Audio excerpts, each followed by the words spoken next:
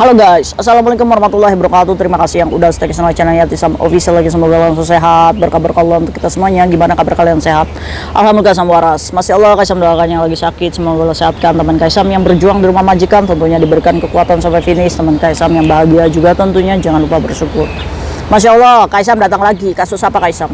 Kaisam tuh kenapa sih nggak bahas-bahas yang berprestasi di Hong Kong gitu, biar kita tuh termotivasi. Oke ya cuy ya, mungkin banyak channel-channel di luar sana yang membahas tentang prestasi orang, ya kan, tentang hidup di Hong Kong bagaimana, ya kan. Saat kayak Tisam akan membahas tentang seseorang yang membawa prestasi sampai dinaikkan ke TV, ya kan ada tuh pekerja migran yang dinaikkan ke TV. Tapi begitu kayak Tisam melihat biografinya dia juga berjualan di sini, menawarkan sebuah produk, menawarkan endorse. Itu kan artinya dia tidak menjalankan porsi pekerja migran itu secara baik gitu kan. Tetap aja dia berjualan di Hong Kong, jadi buat apa gitu nilai positifnya dia sampai diundang di TV, tapi kalau kenyataannya dia juga sama berjualan, itu kan tidak mencontoh yang baik ya cuy ya. Jadi kayak Tisam skip untuk membahas itu. Jadi kayak Tisam lebih memilih untuk membahas suatu kasus karena kasus ini terjadi di lingkungan pekerja migran. Jadi supaya menjadikan kita lebih hati-hati, ya kan. Jadi intinya kalau misalkan kalian tidak menyukai video Kaisam, gampang, nggak usah ditonton ya. Tapi buat kalian yang pengen belajar, ayo sama-sama belajar, perbaiki dari kesalahan teman kita. Semoga kita bisa hidup lebih baik. Sanksinya apa sih kalau kita terlibat hal yang sama, supaya lebih kita memiliki rambu-rambu ya cuy ya, untuk hati-hatilah. Karena saat kalian bergelut dengan hukum Hong Kong, ya ada aturannya. Jadi kalian nggak bisa seenak jidat tinggal di sini. Oke. Prestasi Indonesia akhir-akhir ini membanggakan ya cuy ya. Apa sih kayak bisa membanggakan? Yang tadi perampok ya kan. Yang kedua apa tuh? Habis perampok pencopet. Habis pencopet ini narkoboy. Oke, ceritanya kan ada umur 28 tahun ya cuy ya, pemegang paper, tapi dia masih menggunakan bahasa Indonesia dan masih punya keluarga di Indonesia. Itu artinya adalah dia sesungguhnya masih warga Indonesia yang sedang tidak ingin menjadi warga Indonesia. Dia sedang mengajukan negara suaka, di mana dia pengen diterima di negara lain. Kalau sampai ACC apa nggak nangis tuh? Misalkan dia dikirim ke negara mana gitu kan, udah itu tuh jadi pengungsi ke sana, ya kan. Alhamdulillahnya Indonesia ini bukan negara perang, negara damai sentosa. Yang tidak damai adalah hati kalian sendiri, ya kan. Ini kan kalian fitnah ini. Saya Pak, Indonesia itu, saya kalau pulang ke Indonesia saya dibun sama keluarga Pak. Pak, saya kalau pulang ke Indonesia Pak, nanti saya diusir Pak, nggak punya rumah Pak. Jadi izinkan saya untuk mengajukan negara ketiga Pak, ya kan. Jadi kan sewa pengacara lagi, sidang lagi, supaya apa?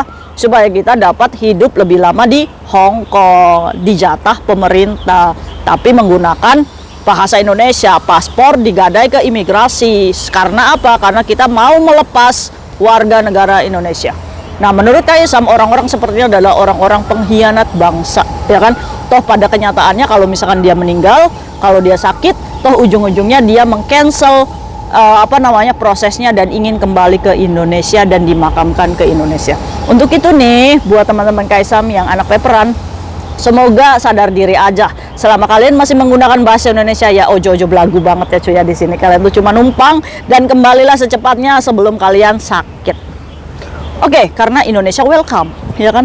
Kalian kembali menjadi warga Indonesia, kami terima. Saat kalian mencampakkan Indonesia, ya silahkan aja, ya kan. Nyesek nggak tuh disindir sama kayak Tisam. Oke, hari ini kayak Tisam akan membahas tentang anak paper, umurnya masih muda sekali. Kayak Tisam itu sangat menyayangkan ya, umur 28 tahun cuy, adeknya kayak Tisam, ya kan. Dia ini harus ditangkap di kamar kosannya dan ditemukan 1 kilo diduga kokain. Aduh, tahu nggak sih, ini penjara dulu ya Hong Kong. Ini undang bab Hong Kong tentang narkoboy ini 134 ya, hukum Hong Kong ini dulu itu penjaranya 20 tahun cuy. Sekarang itu sudah berubah menjadi seumur hidup dan denda 5 juta Hong Kong dolar. Sekitar berapa tuh cuy? 1 miliar. Wow, amazing. Oke, jadi ceritanya sebenarnya di tanggal 15-nya ini ada saudaranya yang telepon kayak Tisam. Kayak Tisam, ponakan saya itu ditangkap. Loh, kenapa ditangkap? Narkoboy. Aduh, kayak Tisam itu, aduh, kamu tahu nggak kalau dia itu berpotensi akan dipenjara seumur hidup? Iya, saya tahu kayak Tisam. Kenapa kok bisa ponakan kamu itu menjadi anak paper dan ketangkap? Ya kan? Jadi si pekerja migran ini menurut berita lokal ya cuy ya. Jadi dia ini dicurigai oleh polisi yang lagi tugas untuk sweeping ya cuy ya kan, menemukan si pekerja migran ini yang umurnya 28 tahun ini mencurigakan gerak-geriknya. Jadi diberhentikan oleh polisi. Nah, saat diberhentikan oleh polisi, ini kalian tahu nggak Haipong? Jalan Haipong ini di daerah Simsasu di situ. Nah, bukan pekerja migran ya, dia ini diberhentikan Lesan Fencing Hai Pinto. Oh, dia ini anak paper, otomatis dia bisa menunjukkan identitas papernya. Nah, setelah mencurigakan sikapnya, ya kan namanya juga polisi ya cuy ya, intel pasti tahu nih anak-anak pemakai atau enggak nih, tahu sikapnya ya kan. Ya kan, mungkin dalam keadaan panik sehingga mencurigai si mbaknya ini minta dibawa ke tempat tinggalnya. Kamu tinggal di mana? Lejui Hai Pinto. Letai ngo Hai Koto loh, ya kan? Jadi polisi ini membawa si mbaknya ini naik ke kosannya. Nah, saat dibuka kosannya itu kayak hotel, ya kan, kayak hotel-hotel kalian kalau menghabiskan libur gitu ya kan, kalau panas di luar ya kan. Ya lumayan lah, ada AC, ada kamar mandi, ada tempat tidur, udah disebutnya Chow Tim Hotel ya kan. Wes, mantap ini mbaknya. Karena mungkin disuplai, digaji dari bandar-bandar ini kan. Akhirnya ditemukan cuy. Kalian tahu nggak apa yang membangunkan? Polisi menemukan 1,1 kg diduga kokain, 60 gram sabu-sabu, dan 5 gram obat racun katanya. Racun apa cuy? Racun tikus. Dan di situ juga ditemukan timbangan dan alat plastik untuk mengemas. Jadi intinya ya diduga ini adalah gudang penyimpanan narkoboy yang berubah menjadi hotel, atau tempat tinggal si Cece ini.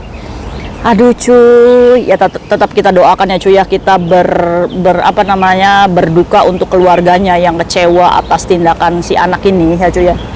Kita doakan ya semoga prosesnya cepat ya cuy ya. Terus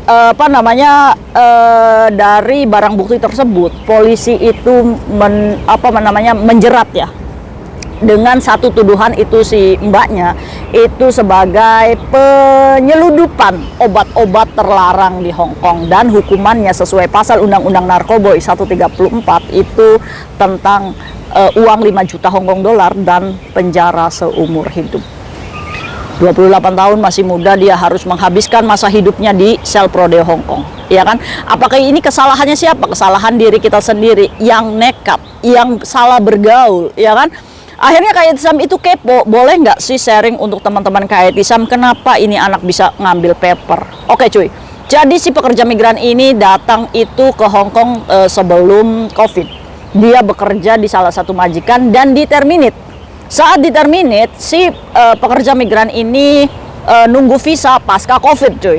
Jadi dia pulang dulu untuk proses majikan baru. Setelah masuk sini otomatis menggunakan karantina.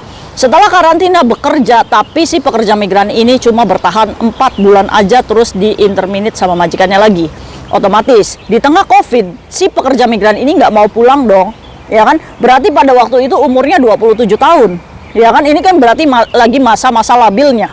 Dan alhamdulillahnya si pekerja migran ini sebelum jadi paper ya, dia ini punya pacar Pakistan cuy, anak Pakis ya. Nah, si keluarganya ini masih dalam pantauan.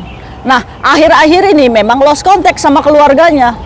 Nah, keluarganya mendapatkan laporan dari temannya bahwa dia ditangkap kemarin. Aduh, sedih ya cuy ya. Gimana dong? Ya ini adalah duka keluarga yang kita pantauan orang tua ya cuy ya. Dulunya maminya juga, orang tuanya juga kerja di Hong Kong. Dia harus mengikhlaskan anaknya salah bergaul di sini, ya kan? Menurut kayak Tisam ya itu sudah umur dewasa ya. Jadi buat kalian ya, teman-teman Kaisam yang masih umurnya 22 ke atas, yang di bawah 30, kalian itu kan masih masa-masa labil ya. Masih masa cibi-cibi gitu kan. Masih masa pengenalan jati diri, mencari jati diri. Itu sebenarnya gampang cuy. Ya kan?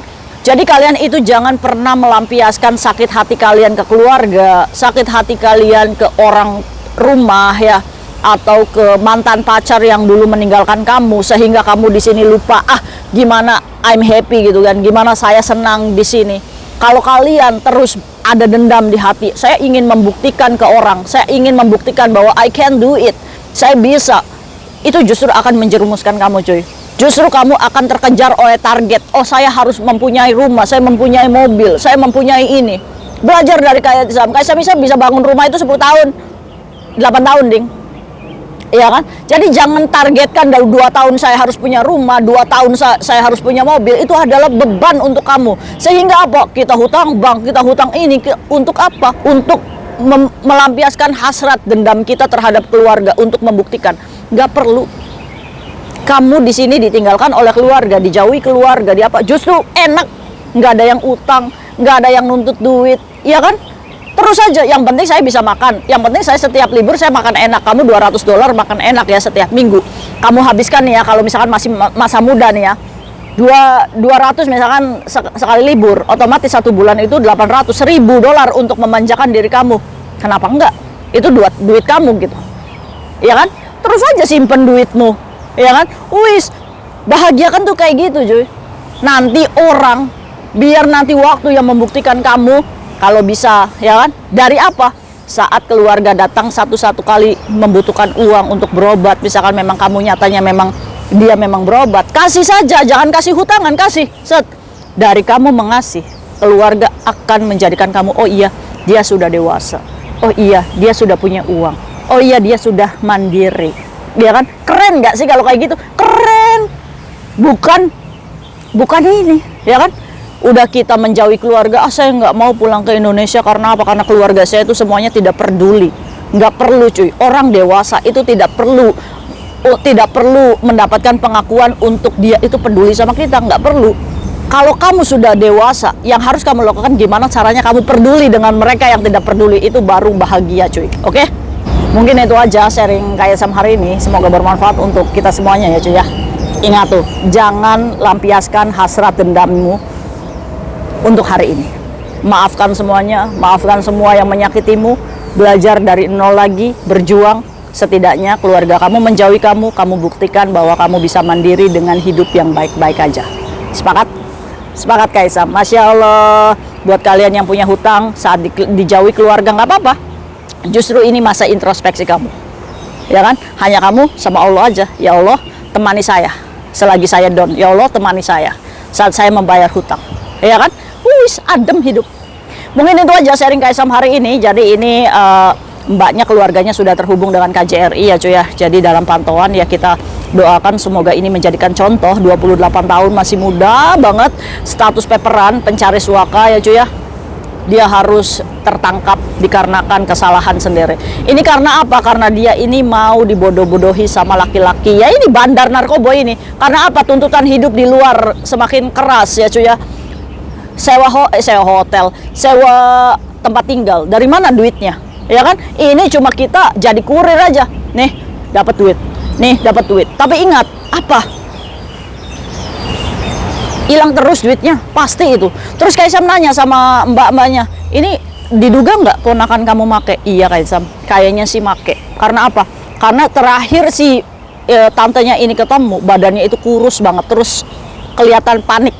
Cuma ya tantenya yang nggak mencurigai sejauh ini, kecuali polisi yang membuktikan bahwa dia benar-benar pengguna sama pemakai. Aduh, mungkin itu aja sharing Kaisam hari ini. See you next video, bye bye. Assalamualaikum warahmatullahi wabarakatuh. Bye.